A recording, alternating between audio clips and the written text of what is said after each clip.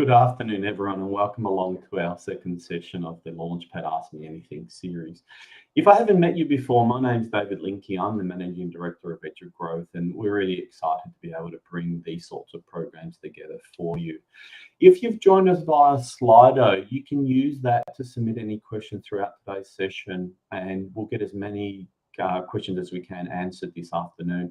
Because, in fact, this is what it's all about. It's all about asking any question you want to do, thinking about your journey as an EdTech entrepreneur. I know we've got a series of questions because we've seen hundreds of them come through when people registered for the program. So we're going to be looking at, defining education problems, finding pilot schools, selling to government, and then maybe even how that contrasts to other parts around the world. And if we have time, we'll also think about pricing and what that might look like. But before we kick off, it really is my great honour to acknowledge the traditional owners of the land. Whilst we are dispersed across many traditional lands across Australia, we are connected virtually. I personally am coming to you from the unceded lands of the Bunurong, Boonwurrung, Wurundjeri, Woiwurrung peoples of the Eastern Kulin Nations here in Melbourne, Victoria. I acknowledge their continuous and unbroken custodianship of the land, waters and culture of this country. And I thank the elders past, present and emerging for allowing us to gather here today. And I extend all of our respects to Aboriginal people and Torres Strait Islander people that are with us today. The Ask Me Anything series is part of our thinking about how we help early stage tech companies build out their program. It's part of the Launchpad. It's designed to support you as you start to build out your idea and turn it into a plan. Today's session is the second in a series of 3. I think the next one's next Tuesday, where we're going to actually hear from a couple of female EdTech founders and leaders about what they've done in their environment. But today we really want to look at a couple of really important things. And I'm being joined today by Mark Lamont, who is founder and director at World Mosaic. So Mark is a globally recognised EdTech leader, having led the operations of many EdTech companies. And over the past years, Mark has built out his own EdTech business, World Mosaic, and a considerable portfolio. Mark is the non-executive director of Education Services Australia, 3P Learning, and he's chair at Tipsy. And most importantly for us, he's actually the chair of EduGrowth as well. So he's been around EdTech for a long time. Welcome, Mark. Good afternoon, David. Good afternoon, everyone, and good to be here.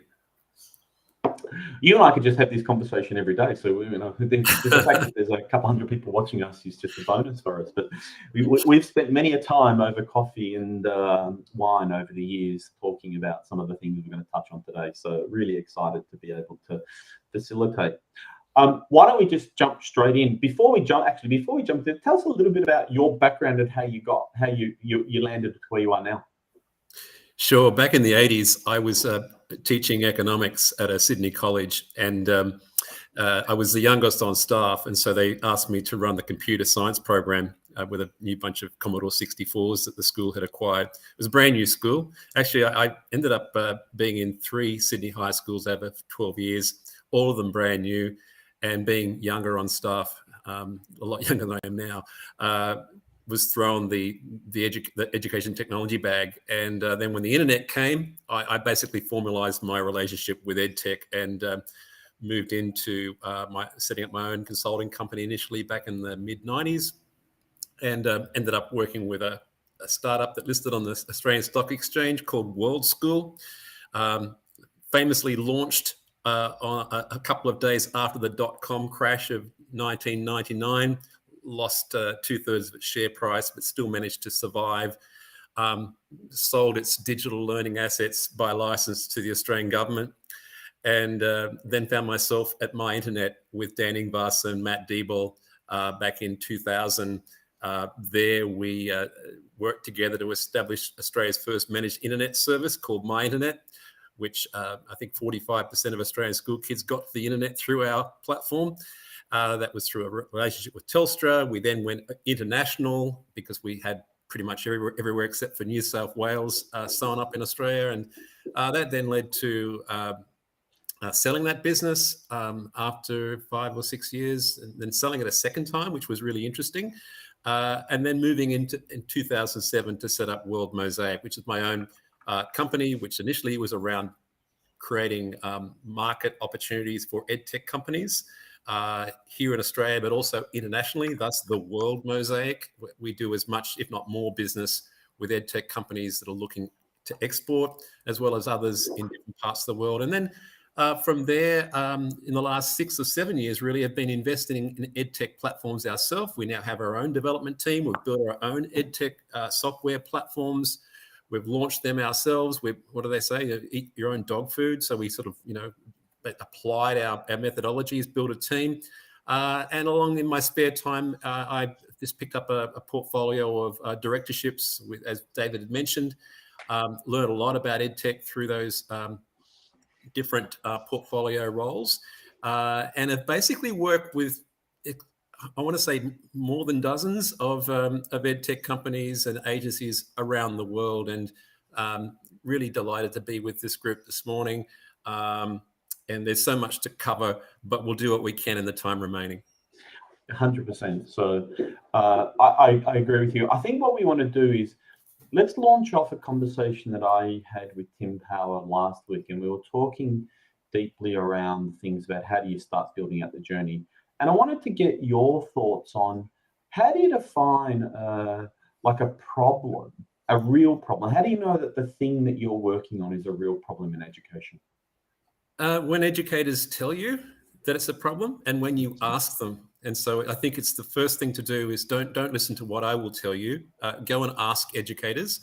And there are clever ways of doing that. If you are, I was given a tip off that there are a lot of early stage startups in this session today. 100%. So if you haven't already, and I'm sure you have, but just try to expand your connection into educators, not just the ones you know. Find ones you don't know. And really drill down on what their problems are. And also, don't just ask educators, because usually the educators are the last ones that actually have budget to act on their problems. So ask education system leaders as well. In Australia, you should know that in the K-12 space, you have 70% of schools are run by a small number of state and territory government departments. You have about 20% that are run by Catholic dioceses, and you have 10% that are independent schools. They all have different budgeting and governance. And so you should you should know who is the Chief Information Officer at New South Wales government, because that system leader, or Victoria government, or who makes decisions around what schools at South Australian Catholic education access in certain areas of curriculum or wellbeing or whatever. Find out who those people are. See if you can build some connection with them too, because often the educators go to them with the problems, and then they're looking to industry for a solution. So it's important to have both your connection with the educators and with the system leaders, I call them. It's system leaders that catch bag for all these different jurisdiction leaders. And look, when I ask educators and system leaders what are the pressing problems, the ones that resonate with them is the teacher shortage. So there aren't enough of them. So the second problem that relates to that is workload. Teachers feel overworked, and the issue of one more thing that they have to take on. Teachers seem to be feeling that they're asked to do more and more. There's also a problem educators express to me and my team all the time around choice fatigue. There are so many EdTech offerings out there. We don't know where to start. We need someone to help us. You might want to consider how you address that. Could your business provide a consulting role to actually help the potential client to understand? Let's just pause for 1 second, because I think you've raised a couple of things I want to unpack. Yeah, sure. There's some really interesting things there. Let's just pause for 1 second. I want to go back to meeting first educators for a moment, and it would be remiss of me not to make the following comment, which is, when you're reaching out to a teacher, remember that they are trained to tell you how you can be better. So use that to your advantage, right? So teachers want to tell you what you've done wrong, and they want to tell you how you can do better. So if you're an early stage EdTech founder, you should try and find out some teachers, and I'll give you an insight on how to do that. But take the view of, can you help me with this? Not, can you buy this? Because you're not ready to sell something. So ask them for their input to your idea. And you know what? Teachers like to tell you what you've done wrong and help you improve. Not designed from a model to make you feel bad, it's to help you. And it would be important for me to also say, EduGrowth owns the Innovation Alley space at EduTech, which is a great way for you to begin showcasing your product and meet educators who are looking for EdTech solutions. You don't come along as a sales model, come along to meet people to validate your product market fit. So make sure that you do those things. So the other one I wanted to ask you, Mark, back now you said the 80s. Now I'm of a certain age, but even I don't go back to the 80s. So we'll bring it forward a little bit to the 2000s. There was a really strong population of teachers living on Twitter for a long time, and they lived in these computing education associations. What's your suggestion of interacting with them to build out those first steps in connecting with educators, certainly in the K-12 school space? Yeah, look, I think you should do it. Like if you're listening today, you may be the person that started the business or you're running the sales part of the business. Think about your startup and who is the passionate advocate for whatever it is that you're trying to improve. So take an improvement view. We exist as an EdTech startup to make some kind of improvement to the world in education. So who on your team is most passionate and the best person to speak on that? Who is expert? And if they're not in your actual direct team, you need to find one. If you're providing a service that's focused around an area of STEM or well-being or information management or parent engagement, you should have someone who's an outstanding spokesperson and quite knowledgeable on those topics. And they should be connected on LinkedIn, on Twitter, on Facebook in your channel if they're not already, and actively engaging with that community as experts, as being part of that community. You need to make your education startup, EdTech startup, part of that community. And that's, as David said, it's not about selling the 5 top features of your product. It's actually understanding who the community is and building relationship.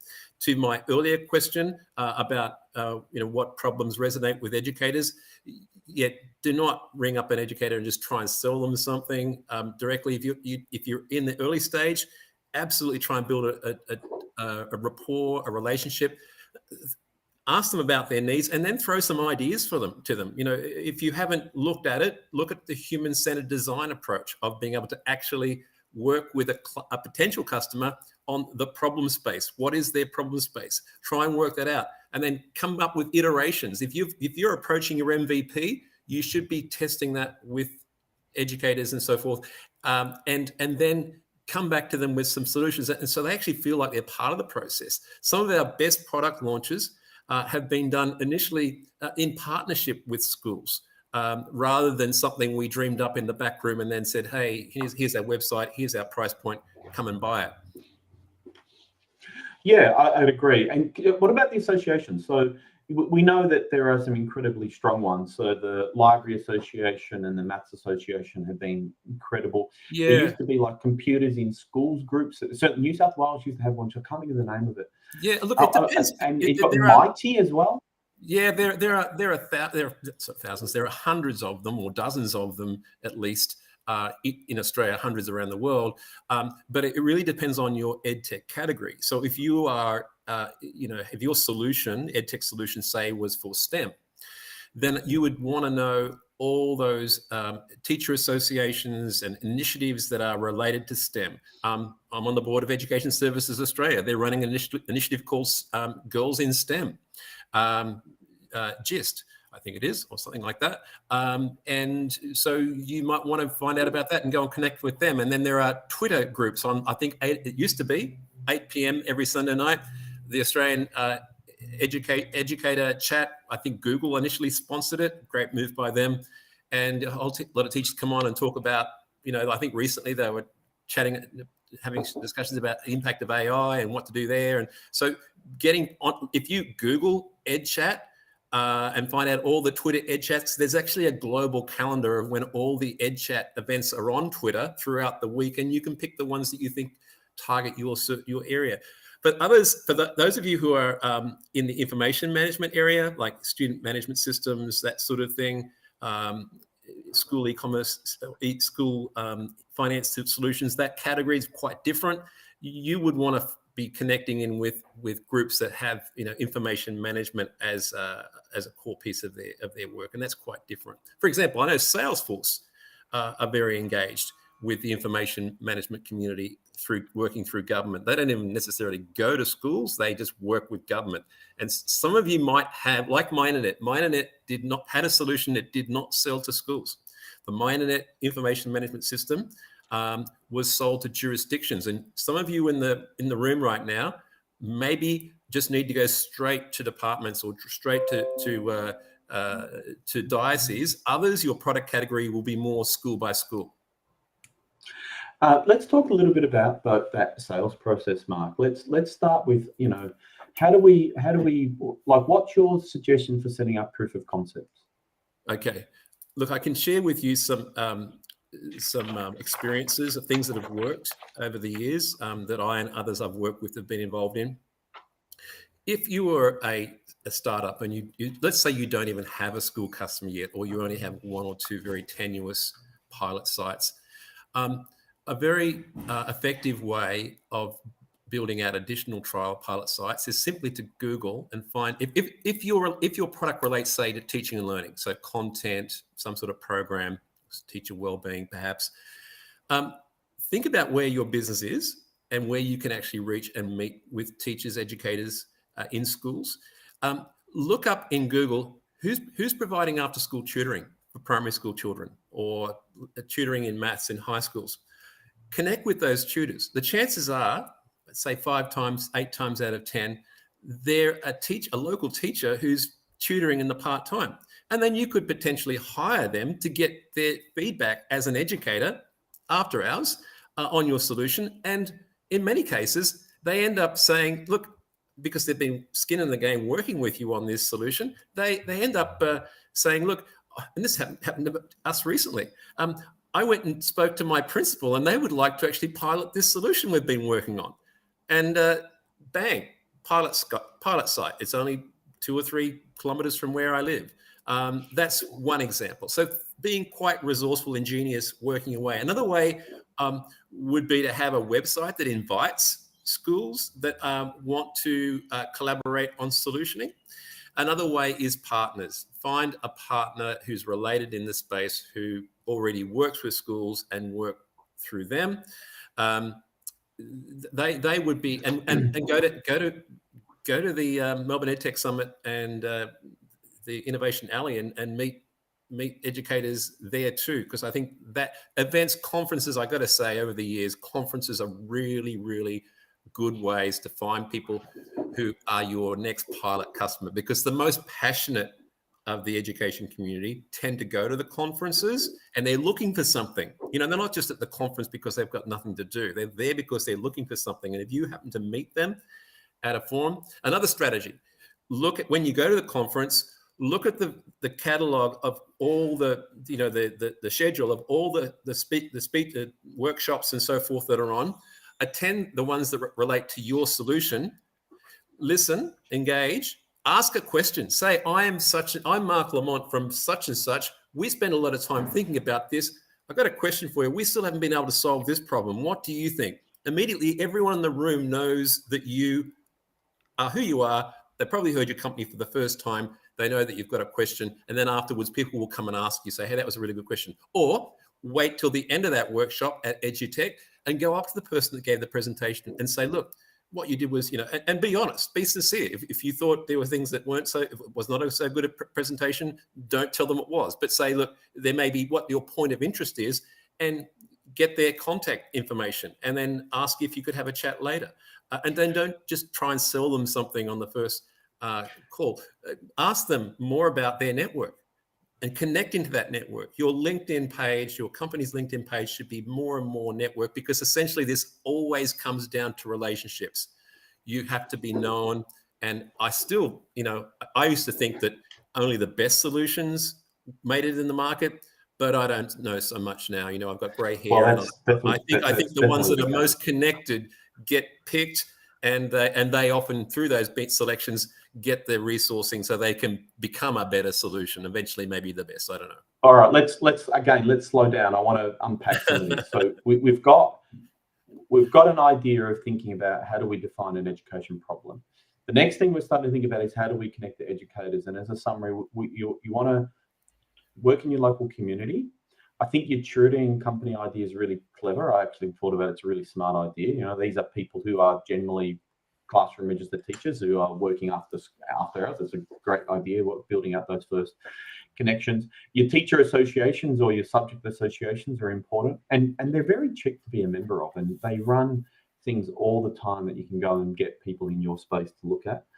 I think the idea of having like a form on your website that says, hey, we're doing proof of concepts, we're looking for your feedback, join our community, I think it's another great idea. It's a really good way of beginning that process. The same applies to the university space as well, like that you can do exactly the same thing, inviting academics to do that. I think they're really great ideas. As far as the pilot and proof of concepts concerned, I think it's very important for us to remind ourselves of what part of the cycle it lives in. Does it live in product market fit analysis? Is it in refinement of product? Is it marketing? Is it sales? I would caution anyone to think about it as being everything but sales. Don't go into a pilot and a proof of concept saying, I'm going to get a commercial outcome. You should be looking for the commercial outcome to come from beyond those things. And it's really common. I'm sure you've probably done it as well, Mark, but it's really common to have like a community, those early adopters where you offer them a discount for life too, right? Like if you get that school and then you go and give them, have you done those models in the past? Yeah. We have we've done that around the world. So we now have a network of schools around the world in different continents who actually say to us, look, we really enjoyed that proof of concept, that trial, that pilot. They may or may not have actually bought into the product at the end of the day, but most do. And they actually invite us to come back again. So, those who know me know over the years, I spent a lot of time in Cornwall in England. I spent a lot of time around Dubbo. I spent a lot of time in Sweden, very specific parts of Pennsylvania, Texas, Dallas in particular, all these places, and a fair bit of time in Melbourne too, because there are schools and other education partners in those places that we have been connected with initially, for months and years, and in some cases now for 20 years, even before connections that I had made back even before World Mosaic existed. Those relationships have been developed. And I'm on a session this evening to Sweden with partners there who are looking at an ed tech opportunity with a startup here in Australia. And that comes out of, so to answer your question, David, yes, build a relationship. And there's a couple of schools I can think of that have piloted like 3 or 4 different solutions we have developed over the years. And also look at agencies. Your only customer is not just a school. You could be in K-12, but UNICEF, UNESCO, these are clients of ours. Other development agencies are clients of ours, could be clients of yours too, who have initiatives that they fund. And then also you could look at the jurisdictions, as I mentioned, who also buy, and look at the tutoring space. There's a lot happening in the K-12 tutoring space. We've actually stood up a platform called Rev, which we've been testing with tutoring providers as a solution for them, because there's a whole array of different bits of software that tutoring providers need to bundle together to provide a service to mums and dads and their kids.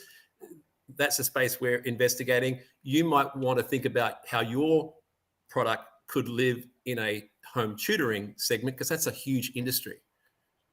It's not just schools. Okay. And when you think of schools, don't just think of primary schools and high schools. In New South Wales, there are 130, actually more, special schools for students with special needs, SSPs. There are about a dozen youth justice schools for children who are incarcerated. They have very specific needs, and your product category may be way more valuable to them than a garden variety primary school. All right, let's jump into the sales process a little bit, Mark. And what I'd like to begin with, and so I sort of in my mind, I'm thinking, let's talk a little bit about pricing. Then I want to circle back to engaging the first school, and then I want to talk a little bit about government engagement. So talk to me a little bit about a pricing. How do we define a price to begin with, and then how do we test them? Okay. My answer is different depending on whether you actually have a customer or not. If you do not have a customer, currently, you have a product that you're seeking to launch. My advice is to launch that product with a small number of customers and to negotiate with them around the value that that product has for them as a first mover, but also what pricing they think would be. I just want to clarify something. I just want to unpack that before you go on. So you're saying if you've got a product, so MVP, let's say you've got a minimum viable product, you don't have a commercial model in place at the moment, right? You haven't defined that. And you're saying, let's go and talk to some customers, let's use the term prospect, and ask them to help co-define pricing. Is what you're saying? I think that's part of it. Yeah, okay. Absolutely. You would want to get, because you've built a relationship with these schools you've been piloting with. You're not going to charge them full price. I've never seen that work, by the way, where you think they put all this time in to help you build the product and refine it, and then you say, okay, we're going to charge you full freight. I would say don't do that. But do ask them what they think full freight would be for other schools, and then you should be also separately, not relying on your pilot school, but yourself finding out what your competitors or close competitors are charging. And this is really important. Regardless of what the price level is, make sure you get the metric right. Don't go out there bullheaded and say, "Oh, we're going to charge, per school or per seat or per this, or we're going to do a fixed price." You need to listen to the agency, the department, the schools as to how they budget. Many budget on the basis of their student enrollment in different countries. Others look at a whole project price. You might want to consider a project price. So you might have an app that you think, in the fullness of time, will be a SaaS model. You get X times your annual recurring revenue, and you'll do your exit. That's great. That's great. I do that. Tipsy and many other companies I work with do that. But you might want to start with a project. Maybe your customer has a budget for teacher development, but they don't have a budget for a STEM app. So what do? You say, okay, let's work with your professional teacher professional learning budget and build a program that improves teacher development, teacher skills in the application of STEM for children. And yes, your app comes through, but not as a subscription, as part of a project. Look, if it gets the revenue and gets you traction, think laterally initially. Don't go out there and say, I'm going to put up the table on the website with the 3 columns with the 3 price points, and that's it. And people are just going to come and buy it. Usually that is not the case. I think that they will once they know about it, and you've got a good pipeline of happy customers. But until then, I think you have to be far more nimble and more agile in your approach. The other one for people to think about too is edtech entrepreneurs who've been there before. What you want to do is you want to build out a network of mentors who can give you advice because they've been down the same path of you.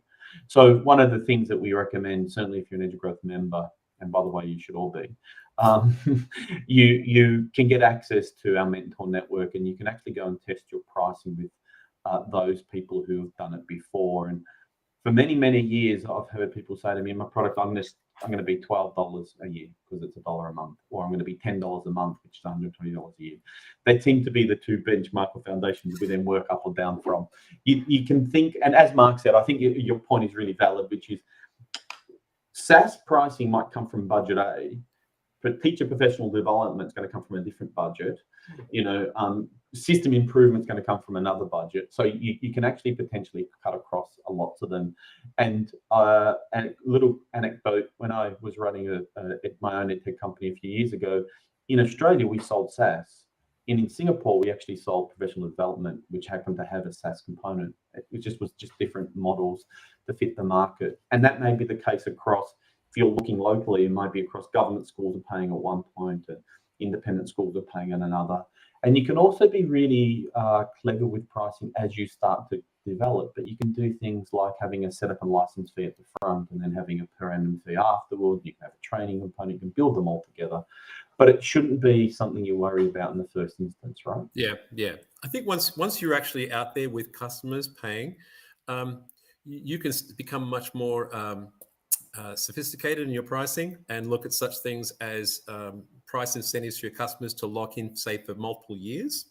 I do that in a number of companies that I'm involved with.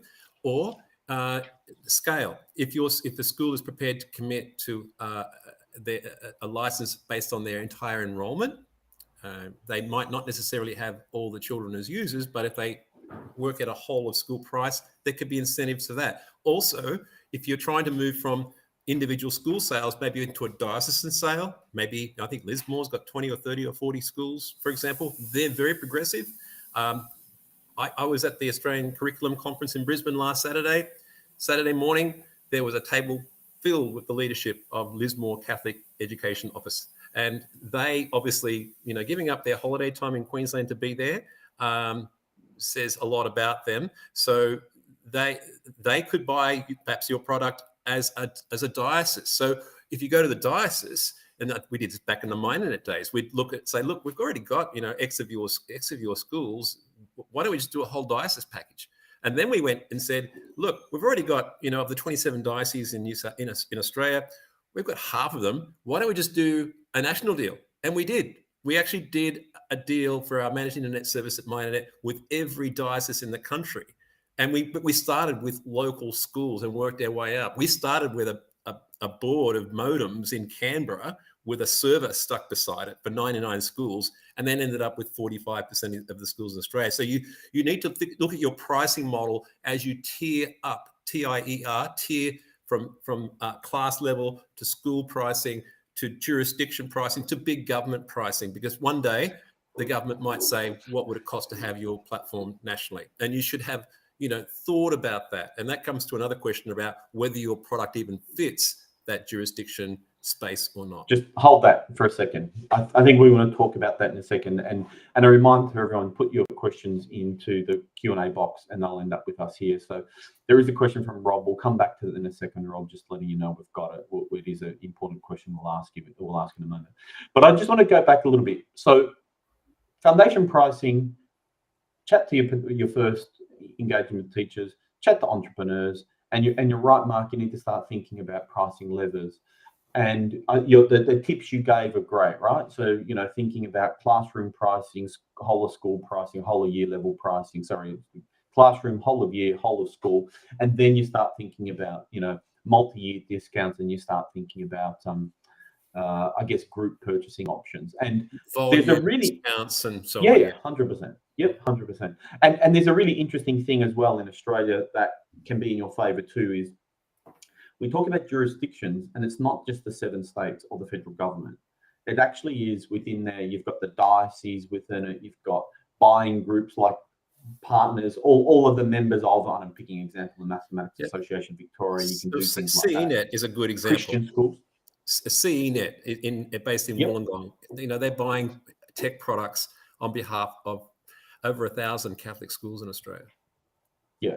And so, if you're thinking about pilot, Mark's point valid, you go do a pilot with Catholic Education Office and see what that might turn into when they start rolling it out into others. Now, they have structured models to get involved, but, we can get there. Did you want to add something in there, Mark? Sorry? No, I think that's all good. And international is a different story, but we'll come to that later. Yeah. Let's talk a little bit about where you were going, which was, if you're starting to sell to jurisdictions, whether it's a Catholic diocese, whether it's a CENET, or whether it's a government entity, what changes do you think are the prerequisite in product before you start getting into those levels? Yeah, look, really good question. And I think it depends on your product category and the nature of your product. If it's a full-blown software solution that you've been selling to individual schools, you are probably going to have to make product changes to facilitate, that transition into a whole diocese or jurisdiction sale. For those of you who are technical, you're probably familiar with the whole enterprise software structure, or what's sometimes called as N-tiering, that you can have administrative rights, say for a teacher level, then for a school level. Maybe you've already got that in your product, teacher admin, school admin. But then thinking about above that, there might be a jurisdiction administration as well that sits above that. And I've been involved in the US and other places where there's even a tier above that where you can have a statewide. And so this idea of tiering your product, you don't necessarily have to have the tiers in place for every product category. You may have a single school product that will fly at scale across all of Lismore diocese. But they'll probably come back to you eventually and say, look, we really need to, enterprise this. And the other thing is around reporting. You've probably got reporting at your school level. You're probably going to have to do some work around jurisdiction level reporting. And that's going to involve consultation, because if you have a leading edge EdTech solution, a new category, or you're trying to form a new category, that's a whole other topic. It may be that they're not used to the data reporting, the sort of reporting that you're offering, and they actually don't even know necessarily what data should stay at the school versus what data should go to the diocese. For example, in the well-being space, there's what data about a child's well-being stays with the teacher, with the psychologist, with the school, what metadata goes to the people at head office. All of that requires consultation. That should be part of your shtick, that you're actually working with them to solve that problem with them. And that you'll find the diocese or the jurisdiction will often have ideas about how that should work, and you should listen carefully. Okay, awesome. And the reality is be very careful with what you wish for too, right? If you're building an EdTech company, right? You may not want that's right.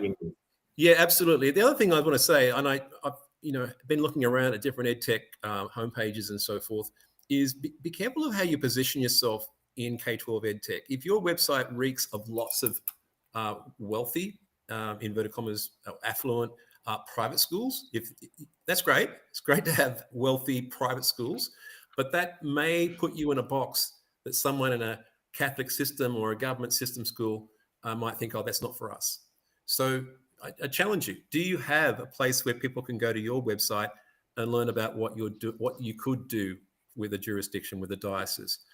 Do you have a message around equity, how you can actually solve problems, not just for the schools that can afford it in the metros, in the leafy areas, but how your solution could solve for problems in schools that are more disadvantaged? And that comes back to pricing too, because a number of fairly innovative EdTech companies here and abroad have in different ways caught onto this idea of capacity to pay.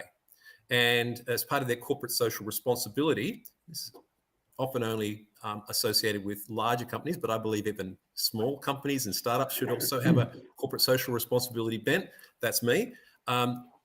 Looking at what's the ICSIA score of the school, or in the US, they have in Texas, for example, which is a country on its own, Texas. In Texas, they have such this formula from the state government around the free cut lunch model. If your school in Texas has students who more than 50% of them require a free cut lunch at school because of the poverty levels, then they are afforded additional funding, including for EdTech. And so there's all these sort of capacity to pay models that you should be really considering, and your messaging. You may be having a wonderful page that gets more bites from private schools, but it's actually biting you because it's alienating you from other larger markets. It's just something to think about. Now you have broken the golden rule at EduGrowth. So if you use an acronym, you have to explain it to us now. What was ICSA? Okay. Look, this is an acronym. If I said it quickly, it was intentionally, because I always get it wrong. That's why I've done it. I think if you use it, you've got to describe it. You Google it. Someone will tell me in the chat. And someone may already know. It's basically a socioeconomic status index, which is used by the Australian government across all schools. It actually drives in the algorithm of my school's website, where you can compare the performance of schools of similar demographics. I think it's ICSEA, ICSEA or ISCEA, ICSEA. And it's an index. I think it's also on the My School website too. I think and every school it'll do that. Yeah, and every school knows their ICSEA value. And so it opens up the question of, are you looking for land grab? We talk in getting market share. Market share might mean that your price is differentiated between those big wealthy schools on the shore versus schools that are more constrained in their budgets. And it's really one for people to think about. I'm just raising this as a consideration in pricing, that is capacity to pay. Ultimately, the best pricing is the pricing that people are prepared to pay and that keeps your business going. Yeah, I agree with you. We'll talk about it. I actually have seen some innovative things as well, but I think just a reminder, if you're looking at the socioeconomic status of a school, you can go to my school website, which I can't remember. Is it myschool.edu.au or is it Something like that. .com.au? I can't remember. Someone actually just passed me. It is ICSEA. So ICSEA. ICSEA is the index, and it's just an idea. Some go by it. You might want to look at it. Really interesting conversation with a really established edtech company, one of the country's leaders. They won a statewide contract maybe a year or two ago now.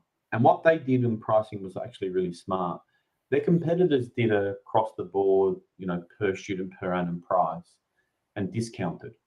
What this company actually did was they got the full list price, but they discounted by socioeconomic status of the school. So essentially the wealthier schools paid more and the poorer schools paid less, but it actually got very close to their list price. So you can play with those things once you're getting into the market and starting to do those things. Absolutely. And in different jurisdictions around the world, you may find that you need to morph your pricing. I was in one case in Canada. I won 12 years ago a $130 million deal for EdTech for an information system for all of British Columbia. It was a 10-year contract.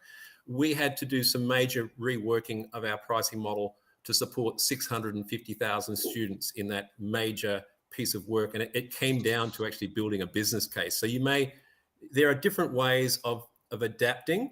And also think about pricing in terms of partners. You may have a channel partner, and that's a big area, is understanding the price point to provide enough incentive for your partners to go and sell your product for you.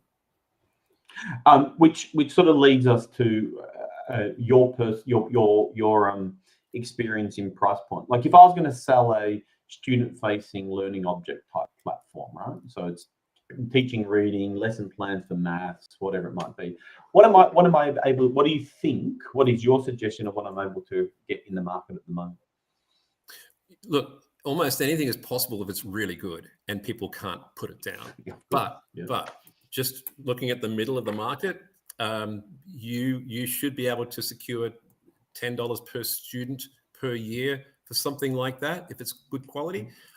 If you're getting above 40, you're doing very well and we'll be seeing, in a premium space. The other point about this too is that some solutions, if it's targeting a very niche, a very specific subsector, for example, if you have an application that's for children on the autism spectrum, or an application for children who have some other special reading needs or accessibility issues, all bets are off there. The pricing models are quite different. The per user price point can be much higher, but you're not going to see the volume that you would see if you just had a garden variety reading program or interactive ebook type offering.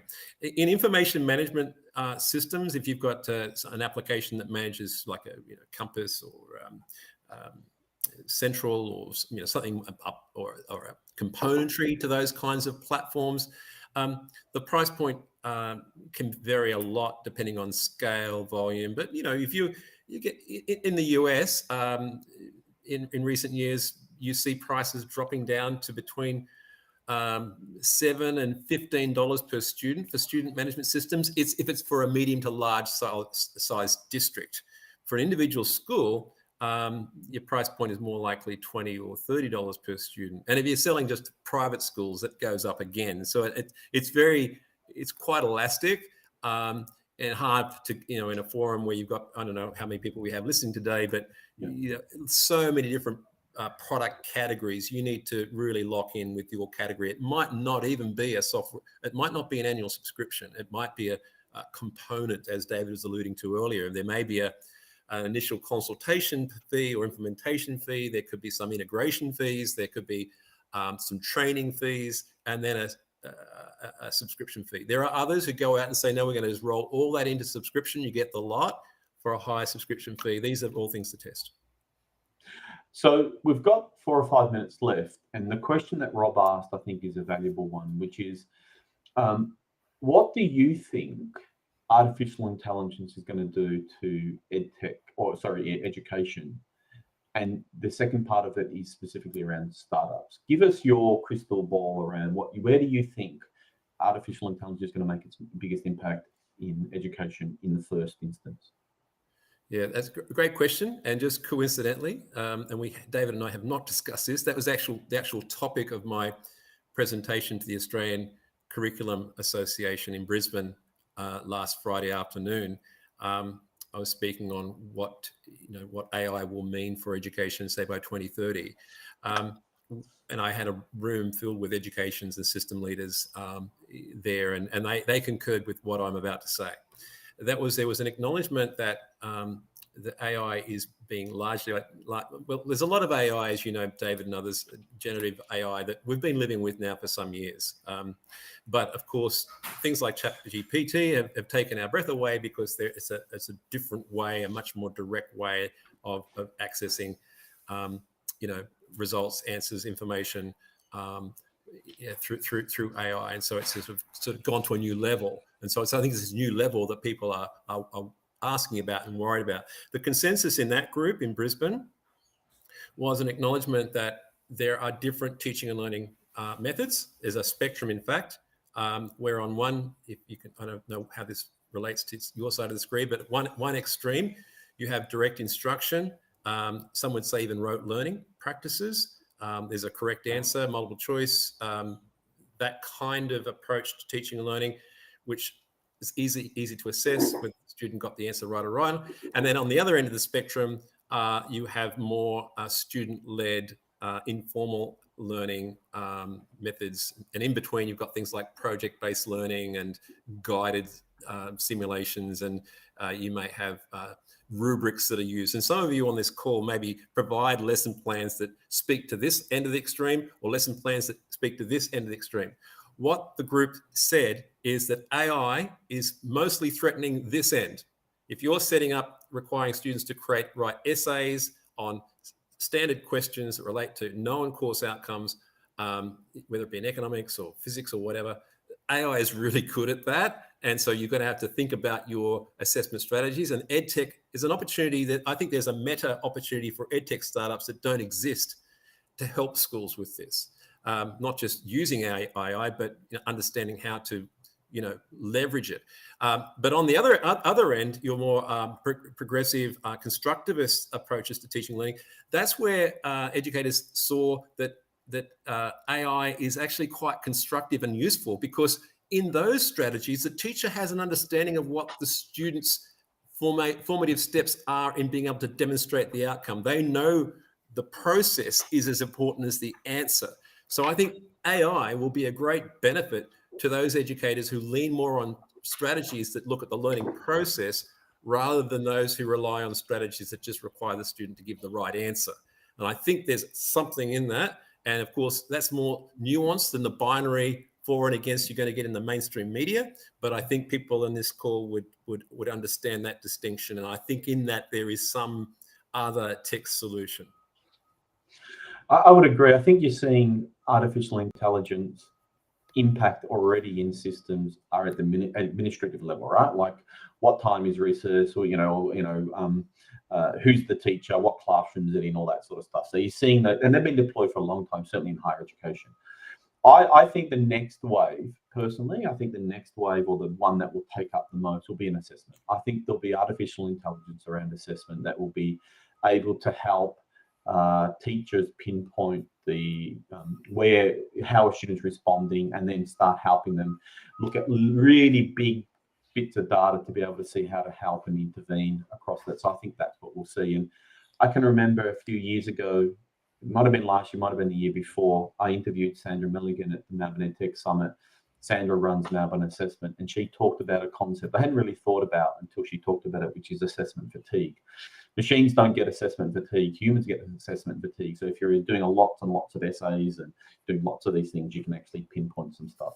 So I think the time's really interesting what we're moving into. So in summary, I really want to thank you for your time today, Mark, to give us a bit of an insight into defining a tech problem or education problem that actually needs to be solved.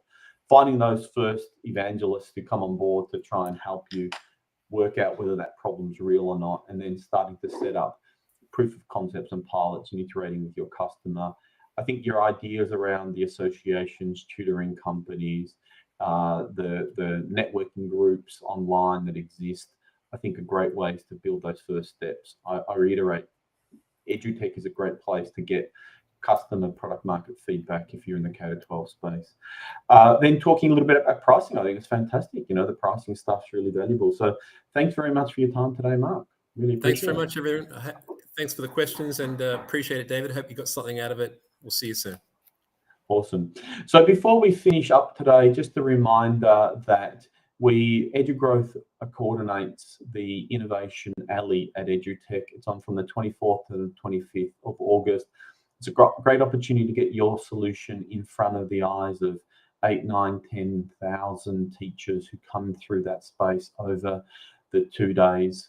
If you want to booth at Innovation Alley, I won't try and get pricing because I'll always get it wrong, but somebody will be able to help with it. But you get a space in Innovation Alley, you get your name and logos, obviously. You enter into the EduGrowth Shark Tank competition to test your pitch on the live stage. You can use the demo space, which is really a place which you can have a huddle of teachers talking to you. You get some exhibitor passes. You're obviously listed across our site plus the EduTech app and online directory. And there's also a bunch of other things that you can come along to connected to Melbourne EdTech Week. So we have an Entrepreneur Masterclass Day, which is on Wednesday, the 23rd of August. It's $900 or $950, I think, to play.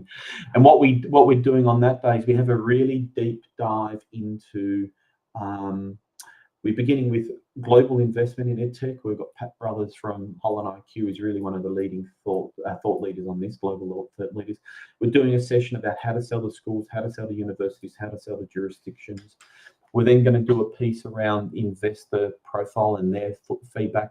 And then we're going to do we've got a bunch of EdTech entrepreneurs joining us where you can do, again, we can do Ask Me Anything or work in small groups. But the key highlight for me is what you get to then do is you get to sit at a table with some investors and talk about your product and what they see, just again to test that product market feedback. And we conclude that night with Pasta with Peers, which is an opportunity for you to join 50 to 100 EdTech entrepreneurs who are on the same journey as you, where you get to basically have dinner with them and meet them. So it's been fantastic to be able to facilitate today. Our final Ask Me Anything session in this series in Launchpad is on next Wednesday. We've got Nikki Bonus from Life Skills Group, and we've got Cleo Westhorpe from Pivot Professional Learning and Inclusive School. So she's actually started a couple of EdTech companies, and they'll be giving you their insights onto how they went and built their journey. So thanks very much for joining us today.